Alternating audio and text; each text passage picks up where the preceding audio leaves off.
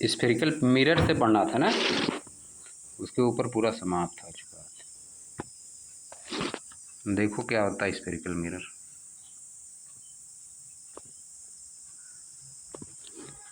The reflecting surface of a spherical mirror may be curved inward और outward. जो reflecting surface होता है spherical mirror का, वह या तो अंदर हो सकता है या तो बाहर हो सकता है। उसका कर्व एरिया जो है वह या तो अंदर वाला हो सकता है या तो बाहर वाला। इसी से लाइट का रिफ्लेक्शन होता है। A spherical mirror whose reflecting surface is inward that is faces toward the centre of the sphere is called concave mirror. ऐसा स्फेरिकल सरफेस जिसका रिफ्लेक्टिंग सरफेस अंदर की तरफ कर्व होता है उसको क्या बोलते हैं? Concave mirror. केव से याद करना है कि नहीं? गुफा, केव मतलब गुफा होता है, इससे याद करो। ऐसा स्फेरिकल मिरर जिसका रिफ्लेक्टिंग सरफेस इनवर्ड होता है उसको क्या बोलते हैं? Concave mirror. यह डेफिनेशन हो गई पूरा। A spherical mirror whose reflecting surface is curved inward that is faces toward the center of the sphere is called concave mirror। या concave mirror का डिफिनेशन हो गई है कि नहीं? अब देखो कॉन्वेक्स मिरर का definition. A spherical mirror whose reflecting surface is outward, जिसका रिफ्लेक्टिंग सरफेस आउटवर्ड है, इज कॉल्ड कॉन्वेक्स मिरर, उसको बोलते हैं convex mirror. The schematic representation of these mirror is shown in figure 9.1। Figure का representation, figure में representation इनका किया गया है। पहला वाला देखो कॉनकेव मिरर है, ये वाले में जो लिखा है, क्योंकि इसके अंदर वाली सरफेस लाइट का रिफ्लेक्शन करेगी। और दूसरा वाला कॉन्वेक्स मिरर है क्योंकि इसके बाहर वाली सरफेस आउटवर्ड सरफेस यानी कर्व्ड आउटवर्ड जो है वह क्या करेगी? वह लाइट का रिफ्लेक्शन करेगी, इसलिए इसको कॉन्वेक्स मिरर बोल रहे हैं। आगे क्या दिया है? You may note in this diagram that the back of the mirror is shaded. आप इन डायग्राम में देख रहे हैं दोनों में कि दोनों का बैक साइड क्या है? शेड किया गया, शेडेड किया यानी पॉलिश्ड है। दोनों का बैक साइड पॉलिश्ड है। You may now understand that the surface of the spoon curved inward can be approximated to a concave mirror and the surface of the spoon bulge outward can be approximated to a convex mirror। अब आप समझ सकते हैं कि जो spoon का अंदर वाली कर्व रहती है उसको किस तरह से हम ट्रीट करते हैं? अप्रॉक्सीमेटली कॉनकेव मिरर की तरह। और स्पून का जो बाहर वाली सरफेस बल्ज इनवर्ड मतलब बाहर जो निकले रहती है उसको कॉन्वेक्स मिरर की तरह ट्रीट करते हैं। बिफोर वी मूव फर्दर, हम आगे बढ़ें ऑन स्फेरिकल मिरर, उसके पहले कि हम कुछ आगे पढ़ें स्फेरिकल मिरर के बारे में, we need to recognise and understand the meaning of few term. हमको कुछ टर्म का मीनिंग समझना पड़ेगा, पहचानना पड़ेगा और उन टर्म का मीनिंग समझना पड़ेगा। क्या है देखो? These terms are commonly used in discussion about spherical mirror। ये टर्म स्फेरिकल मिरर के डिस्कशन में प्रायः यूज किए जाते हैं। The centre of the reflecting surface of a spherical mirror is a point called the पोल।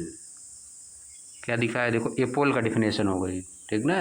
ये सब एग्जाम में आता नहीं है लेकिन तब भी समझने के लिए ज़रूरी है। The center of the reflecting surface of a spherical mirror is a point called the pole।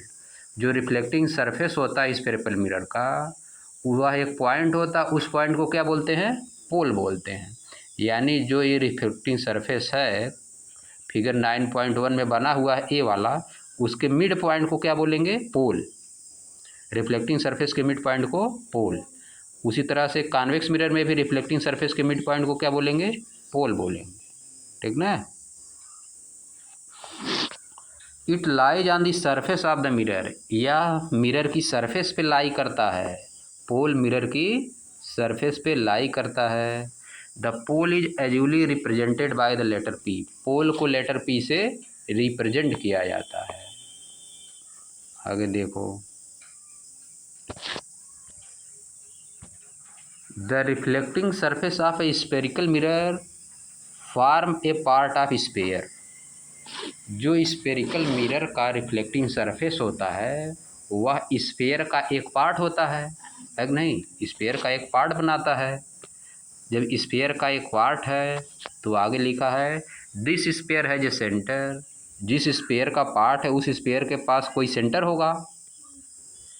This point is called the centre of curvature of the spherical mirror. उस पॉइंट को क्या बोलते हैं? सेंटर ऑफ कर्वेचर बोलते हैं। जिस sphere से काट कर स्फेरिकल मिरर बनाया गया है उस स्फीयर के सेंटर को क्या बोलते हैं? Centre of curvature. Spherical mirror किसी भी स्फीयर से काट के बनाया गया है। जिस स्फीयर से काट के बनाया गया स्फेरिकल मिरर उसके सेंटर को क्या बोलते हैं? Centre of curvature. जो उसका सेंटर रहेगा स्फीयर का उसको क्या बोलेंगे? Centre of curvature. It is represented by the letter C. इसको किस लेटर से रिप्रेजेंट करते हैं? लेटर सी से। Please note that the centre of curvature is not a part of the mirror. यह नोट कर लीजिए कि सेंटर ऑफ कर्वेचर जो होता है किसी मिरर का वह मिरर का पार्ट नहीं होता है। वो मिरर का पार्ट नहीं होता क्योंकि वह तो उस स्फीयर का पार्ट है जिससे वो काट के बनाया गया है। स्फेरिकल मिरर किसी स्फीयर से काट के बनाया गया है। उसके सेंटर को मिरर का सेंटर ऑफ कर्वेचर बोलते हैं, ठीक ना। It lies outside the reflecting surface. यह रिफ्लेक्टिंग सरफेस के बाहर होता है। The centre of curvature of a concave mirror lies in front of it. किसी कॉनकेव मिरर का सेंटर ऑफ कर्वेचर इसके सामने होता है। हाउएवर, हालांकि it lies behind the mirror in case of convex mirror. Convex mirror के case में यह कहाँ होता है? पीछे। बिहाइंड द मिरर जो रिफ्लेक्टिंग सरफेस होता है उसके पीछे होता है। रिफ्लेक्टिंग सरफेस के साइड होता है। कॉनकेव मिरर में रिफ्लेक्टिंग सरफेस के साइड होगा। जिधर रिफ्लेक्टिंग सरफेस है ऊपर फिगर में देखो, जिधर रिफ्लेक्टिंग सरफेस है उधर ही सेंटर ऑफ कर्वेचर होगा। सेंटर इसका उधर ही होगा। लेकिन दूसरे वाले में इस साइड होगा सेंटर ऑफ कर्वेचर। जिधर शेडेड एरिया उस साइड होगा, ठीक ना। अब आगे देखो, you may note this in figure 9.2 या 9.2 बी। आप इसको 9.2 या 9.2 बी में देख सकते हैं। अब देखो, the radius of the sphere of which the reflecting surface of sphere mirror forms a part is called the radius of curvature of the mirror. 9.2 9.2 ये लिखा है इसमें। अच्छा, हाँ तो 9.1 है कि नहीं? फिगर 9.1 है लेकिन लिखा है यहाँ पर 9.2। नहीं, इसमें 9.2 लिख दिया, गलत लिख दिया नई वाली बुक में, ठीक ना। 9.1 ए है, यहाँ पर 1 रहना चाहिए। 9.1 ए और बी फिगर। हाँ, आगे क्या दिया है? The radius of the sphere, the radius of the sphere of which the reflecting surface of spherical mirror is form A part. उस स्फीयर का रेडियस जिसका स्फेरिकल मिरर एक पार्ट है। स्फेरिकल मिरर किसी स्फीयर का एक पार्ट है। उस स्फीयर के रेडियस को क्या बोलते हैं? Is called the radius of curvature of the mirror. उसको क्या बोलते हैं? Radius of curvature. जिसका पार्ट था उसके सेंटर को सेंटर ऑफ कर्वेचर। जिस स्फीयर का पार्ट था स्फेरिकल मिरर उसके सेंटर को क्या बोलते हैं? Centre of curvature. और जिस स्फीयर का पार्ट है स्फेरिकल मिरर, चाहे कॉनकेव मिरर हो या कॉन्वेक्स मिरर, उस स्फीयर के रेडियस को क्या बोलते हैं? रेडियस ऑफ कर्वेचर, ठीक ना। The radius of the sphere of which the reflecting surface of spherical mirror form A part is called the radius of curvature of the mirror. उसके radius को mirror का radius of curvature बोलते हैं। ये भी देखो डिफिनेशन है, ठीक ना। The radius of the sphere of which the reflecting surface of a spherical mirror form A Paul is called the radius of curvature of the mirror. It is represented by the letter R. इसको letter R से, capital R से represent करते हैं। You may note that the distance P C is equal to the radius of curvature. आप note कर सकते हैं कि जो डिस्टेंस पी सी है उसको रेडियस ऑफ कर्वेचर बोलते हैं। 9.2 ए में देखो, 9.2 ये आप देखो दिखाया है कि नहीं? इस फिगर के बारे में बात कर रहा है कि नहीं? 9.2 ये वाले फिगर के बारे में बात कर रहा है, इसलिए लिखा है। ऊपर वाला 9.1 ए था, इसके बारे में बात कर रहा है ना, तो इसीलिए लिखा 9.2 ए, ठीक ना? इसके बारे में बात कर रहा था। गलत तो तुम्हारे वाले में दिया था, इसमें सही कर दिया है, ठीक ना? हाँ, 9.2 ए के बारे में बात कर रहा था ना।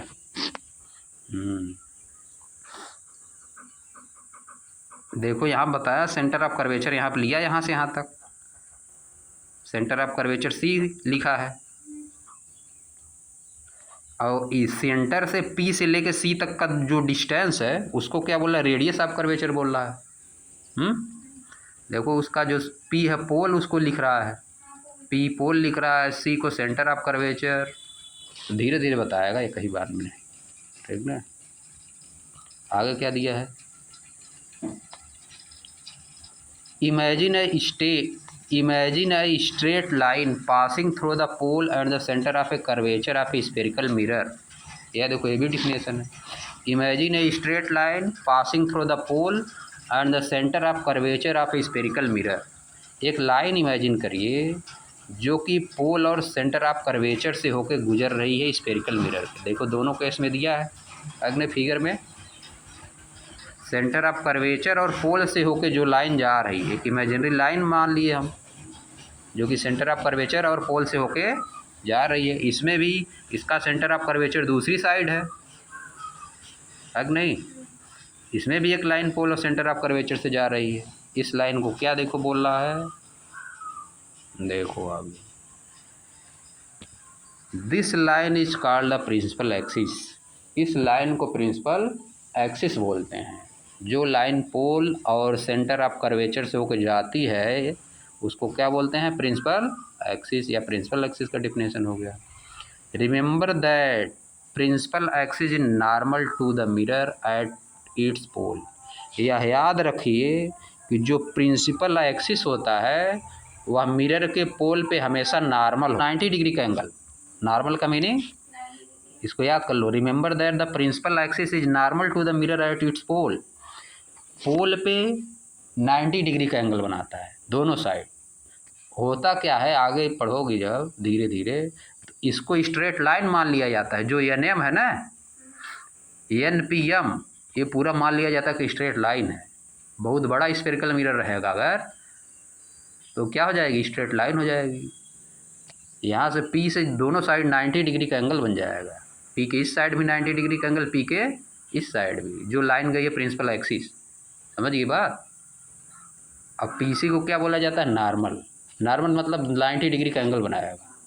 जैसे हम लोग उसमें लॉ ऑफ रिफ्लेक्शन जब पढ़ रहे थे तो उसमें पढ़ रहे थे ना, normal, reflecting rays, incident rays and normal lie in the same plane. Normal क्या करता था? सरफेस से 90 डिग्री का एंगल बनाता था, ठीक ना?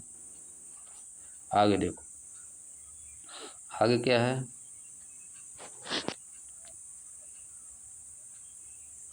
Late us understand an important term related to mirror. आइए एक इम्पॉर्टेंट टर्म को समझते हैं जो कि मिरर से रिलेटेड है। मिरर से ही रिलेटेड एक इम्पॉर्टेंट टर्म है। अभी सब हम लोग टर्म ही पढ़ रहे थे ना। पोल, पोल क्या है? मिरर का मिड पॉइंट, मिरर का मिड पॉइंट पोल है, तो ये टर्म हो गया, एक पोल टर्म हो गया। Centre of curvature, mirror spherical mirror जिस स्फेयर से काट के बनाया गया है उसके सेंटर को क्या बोलते हैं? सेंटर ऑफ कर्वेचर मिरर का बोलते हैं। मिरर का सेंटर ऑफ कर्वेचर बोलते हैं। ये भी सेंटर ऑफ कर्वेचर क्या हो गया? एक टर्म है कि नहीं? सेंटर ऑफ कर्वेचर और centre of radius of curvature क्या होता है? जिस स्फेयर से काट के स्फेरिकल मिरर बनाया गया है उस स्फीयर के रेडियस को क्या बोलते हैं? रेडियस ऑफ कर्वेचर बोलते हैं, ठीक ना। यानी जिस स्फीयर का पार्ट, स्फेरिकल मिरर जिस स्फीयर का पार्ट है उसका रेडियस, इस मिरर का रेडियस ऑफ कर्वेचर बोला जाएगा। आगे देखो, अब एक टर्म बता रहा है बहुत इंपॉर्टेंट, यही इंपॉर्टेंट टर्म है, ठीक ना। देखो इसको इसलिए बता रहा है एक्टिविटी से, इसका मतलब ये इंपॉर्टेंट बहुत है, इसी की यूज होगा आगे। थ्रो एन एक्टिविटी, एक एक्टिविटी समझते हैं क्या है। देखो एक्टिविटी 9.2 दिया है, ये सबसे ज़्यादा इंपॉर्टेंट टर्म है, ठीक ना। अब देखो क्या है, क्या इसका नाम है, कॉशन, सावधानी बता रहा है। Do not look at the sun directly, sun की तरफ डायरेक्टली मत देखिए। Or even into the mirror reflecting sunlight, या किसी मिरर में भी मत देखिए डायरेक्ट जो कि सनलाइट को रिफ्लेक्ट कर रहा है। इट में डैमेज योर आई, यह आपकी आँखों को डैमेज कर सकता है, यह आपकी आँखों को नुकसान पहुंचा सकता है। देखो क्या बता रहा है, hold a concave mirror in your hand, अपने हाथ में एक कॉन्केव मिरर लीजिए। And direct its reflecting surface toward the sun, और जो इसकी रिफ्लेक्टिंग सरफेस है, जो लाइट का रिफ्लेक्शन करती है, ठीक ना, लाइट को बाउंस बैक करती है, वापस करती है, रिटर्न करती है, उसको किधर करिए? सन की तरफ, उस वाले सरफेस को सन की तरफ। यानी जिधर वाली सरफेस पॉलिश नहीं है उस वाली सरफेस को सन की तरफ करना है। Direct the light reflected by the mirror to a sheet of paper held close to the mirror, जो लाइट है रिफ्लेक्ट करके, मिरर से जो लाइट रिफ्लेक्ट हो रही है उसको एक शीट ऑफ पेपर पे करिए, उसको एक शीट ऑफ पेपर पे ले जाइए। Held close to the mirror, जो कि मिरर के नज़दीक ही रखा हुआ है, उसको एक जो लाइट रिफ्लेक्ट कर रही है मिरर से, उस लाइट को एक शीट ऑफ पेपर पे ले जाना है कि नहीं। तो क्या होगा, move the sheet of paper back and fourth, आगे पीछे शीट ऑफ पेपर को आगे पीछे करिए, मूव करिए। Until you find on the paper sheet a bright sharp spot of light, जब तक कि आप पेपर पे एक चमकदार ब्राइट शार्प स्पॉट लाइट का जब तक नहीं पा जाते हैं तब तक उसको आगे पीछे करिए। जब ब्राइट स्पॉट मिल जाता तो वहीं रुक जाइए। अब क्या करना है, होल्ड द मिरर, मिरर को रोक दीजिए वहीं, जब ब्राइट स्पॉट मिल गया तो मिरर को रोक दीजिए। And paper in the same position, और पेपर को उसी पोजीशन में भी रोक दीजिए। फॉर ए फ्यू मिनट, कुछ मिनट के लिए। व्हाट डू यू ऑब्जर्व, आप क्या ऑब्जर्व करेंगे? क्या ऑब्जर्व करेंगे? क्या ऑब्जर्व होगा बताओ?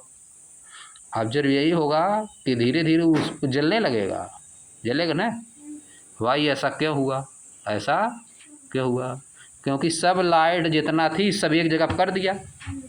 ज़्यादा लाइट क्या होती है? Light is a type of energy, हम लोग पढ़ चुके। लाइट क्या है? Light is a type of energy. ज़्यादा एनर्जी एक ही जगह हो गई, जलने लगा।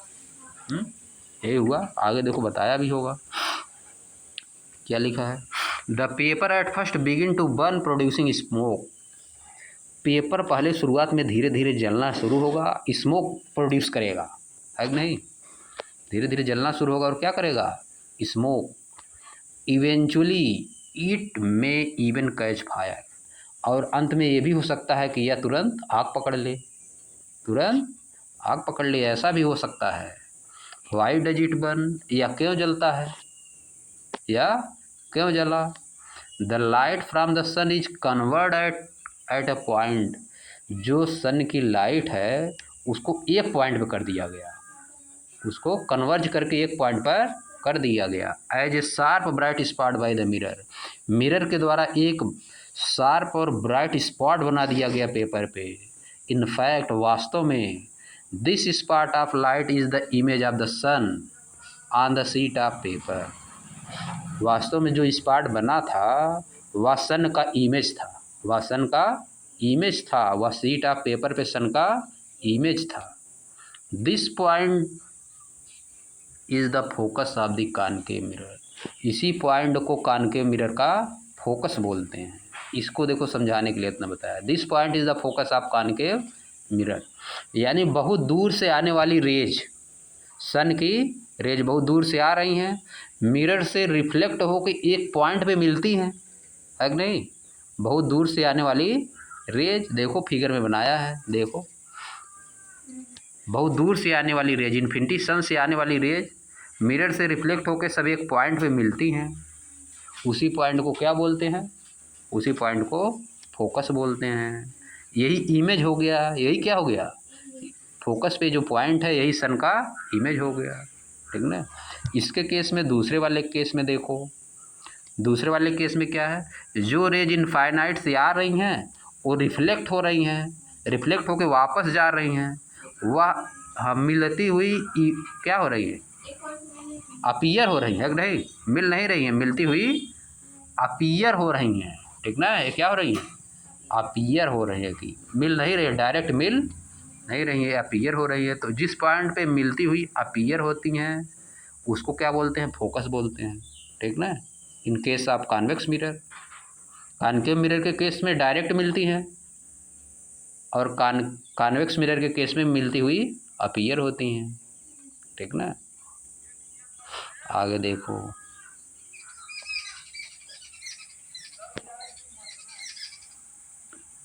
This point is the focus of the concave mirror, यह पॉइंट कॉनकेव मिरर का फोकस है।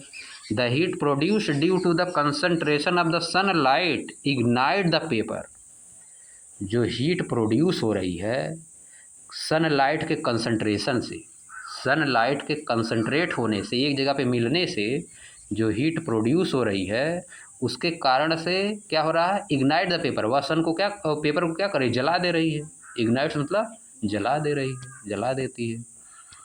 The distance of the image from the position of the mirror gives the approximate value of the focal length of the mirror, जो distance है, the distance of the image, जो image बन रही है सन की, जो इमेज बन रही है from the position of the mirror, mirror की पोजीशन से जो सन की इमेज बन रही है, give the approximate value of the focal length of the mirror, वह क्या करती है, वह डिस्टेंस क्या कहलाती है, उसको कहते हैं फोकल लेंथ।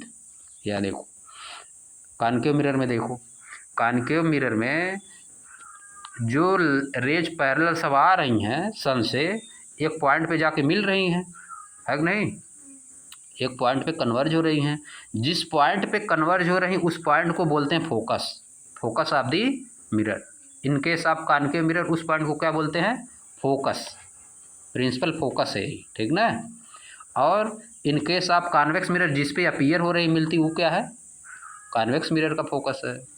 अब देखो पोल से जो फोकस तक का डिस्टेंस है उसको क्या बोलते हैं, फोकल लेंथ, पोल से फोकल तक के, फोकस तक के डिस्टेंस को फोकल लेंथ। वही इसमें भी है, पोल से फोकस तक के डिस्टेंस को फोकल लेंथ बोलते हैं। आप देखो आगे क्या लिया है, let us try to understand this observation with the help of a ray diagram, आइए इस ऑब्जर्वेशन को एक रे डायग्राम से समझते हैं। वही रे डायग्राम बगल में देखो बना है, ऑब्जर्व फिगर 9.2 क्लोजली, फिगर 9.2 को क्लोजली ऑब्जर्व करिए, नज़दीक से देखिए। A number of rays parallel to the principal axis, बहुत सी रेज जो कि प्रिंसिपल एक्सिस के पैरेलल हैं, are falling on a concave mirror, वह कॉनकेव मिरर पे पड़ रही हैं। Observe the reflected rays, reflected rays को ऑब्जर्व करिए, क्या हो रहा है, they are all meeting intersecting at a point on the principal axis of the mirror, वे मिरर के प्रिंसिपल एक्सिस पे एक पॉइंट पे मिल रही हैं, इंटरसेक्ट कर रही हैं। This point is called the principal focus of the concave mirror, इस पॉइंट को प्रिंसिपल फोकस बोलते हैं, कॉनकेव मिरर का प्रिंसिपल फोकस बोलते हैं। आप देखो similarly observe figure 9.2b, 9.2b को ऑब्जर्व करिए। How are the rays parallel to the principal axis reflected by a convex mirror, convex mirror से कैसे रिफ्लेक्ट हो रही है रेज, देखिए the reflected rays appear to come from a point on the principal axis, जो reflected rays है वह ऐसा अपीयर हो रहा है कि वह किसी फोकस से रिफ्लेक्ट होके जा रही हैं, फोकस से किसी रिफ्लेक्ट होके जा रही हैं।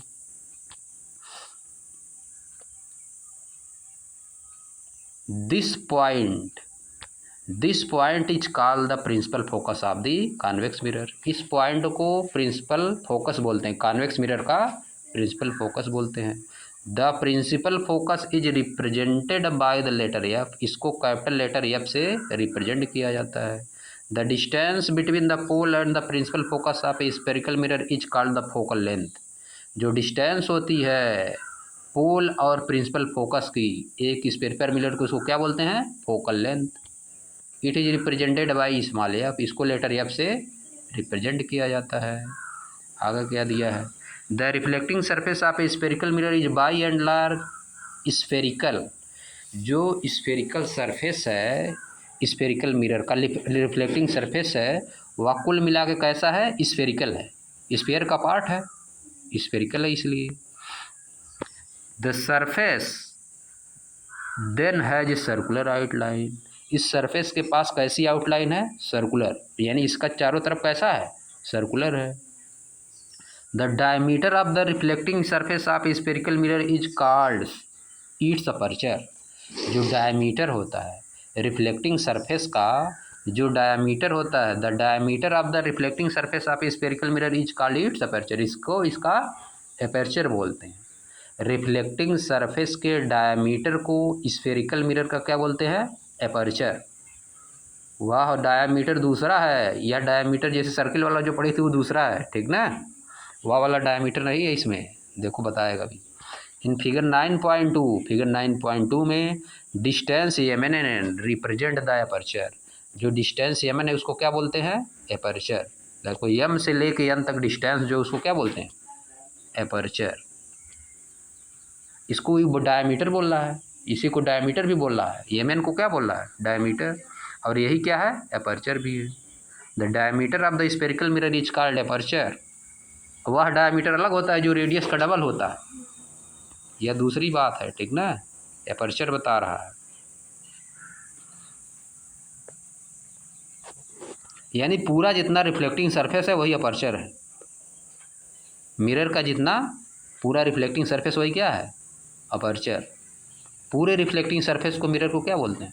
उस डिस्टेंस को अपर्चर बोलते हैं, ठीक ना?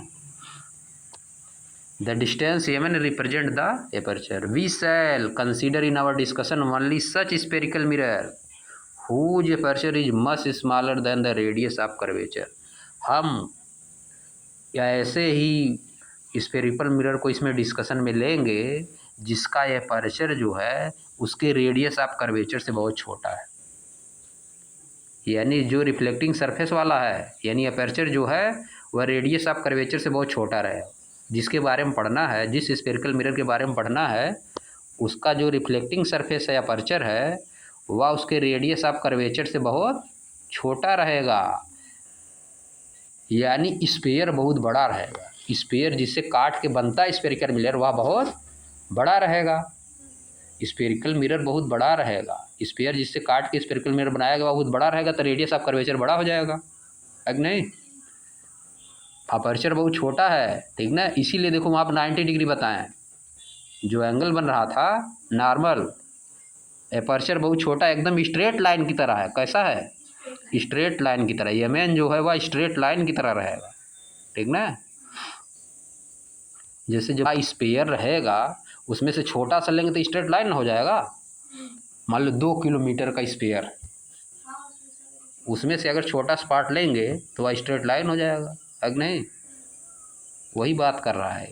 रेडियस ऑफ कर्वेचर बहुत बड़ा हो गया, रेडियस बड़ा हो गया। 1 किलोमीटर का स्पेयर है, 1 किलोमीटर रेडियस का अगर स्पेयर है तो उसका रेडियस 1 किलोमीटर हो गया ना। अपर्चर उसका छोटा सा पार्ट लेंगे, उसका जिससे रिफ्लेक्टिंग सरफेस उसको छोटा सा पार्ट लेंगे तो ये तो स्ट्रेट लाइन हो जाएगा। इसको दिमाग में बैठा लो, यह वाली बात। We shall consider in our discussion only such spherical mirror whose aperture is much smaller than its radius of curvature. इस वाली बात को दिमाग में बैठा लो, काम करेगा बाद में, अभी नहीं इसको ज़्यादा काम करेगा। अब देखो,